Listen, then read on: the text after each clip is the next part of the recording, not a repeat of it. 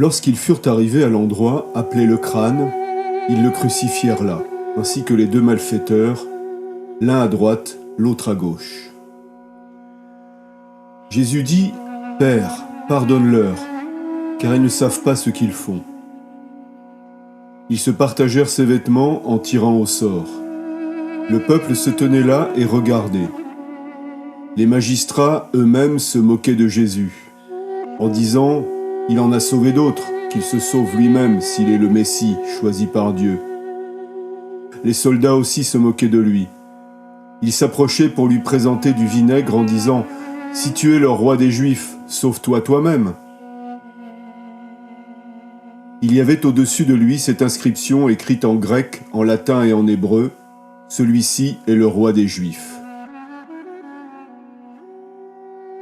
La Bible est un livre énorme et souvent difficile d'accès. Pour les chrétiens, la Bible est le livre sacré et la première source de notre connaissance théologique. Mais il serait complètement naïf de croire ou de prétendre que l'on peut prendre la Bible au pied de la lettre. Telle quelle, la Bible offre quelques défis de taille. D'abord, elle doit être traduite de l'hébreu pour l'Ancien Testament ou du grec pour le Nouveau Testament.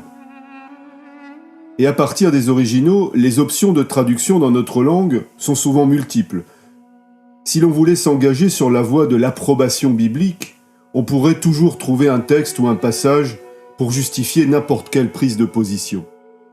Et l'une des choses peut-être parmi les plus faciles à justifier avec la Bible est certainement le recours à la violence. Le recours à la justification biblique de la violence est malheureusement une histoire ancienne.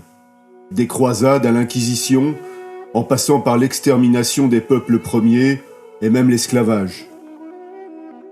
Ce dont nous avons besoin, c'est de trouver une perspective à partir de laquelle nous pouvons interpréter nos textes sacrés. À partir d'où est-ce que je peux centrer ma lecture des Écritures ? Une manière simple est de partir du point culminant, celui vers lequel converge toute l'histoire biblique. Le Nouveau Testament, au sein duquel les évangiles, et au sein desquels les enseignements de Jésus, et bien sûr, la croix. Le centre à partir duquel nous pouvons interpréter tout le reste se trouve là, dans notre lecture du jour. « Père, pardonne-leur, car ils ne savent pas ce qu'ils font. » Nous pouvons lire et interpréter l'intégralité de la Bible depuis ce point culminant du calvaire, où Jésus est pendu à cette croix, les bras ouverts, implorant le pardon pour ceux précisément qui le mettent à mort. On ne peut pas interpréter notre lecture de la Bible à partir des lois archaïques décrites dans le livre du Lévitique, ou à partir des guerres de Josué ou de David, ou encore à partir de toute cette violence rapportée dans l'Ancien Testament, ou encore des passages énigmatiques du livre de l'Apocalypse. Qu'il s'agisse de la violence du déluge, ou de la violence de l'Exode, ou de la conquête de la terre promise, ou de la violence de l'Apocalypse, il nous faut tout réinterpréter à la lumière du Vendredi Saint. Quand Jésus prie, « Père, pardonne-leur, car ils ne savent pas ce qu'ils font. » À la croix, Dieu se révèle tel qu'il est, et tel qu'il a toujours été.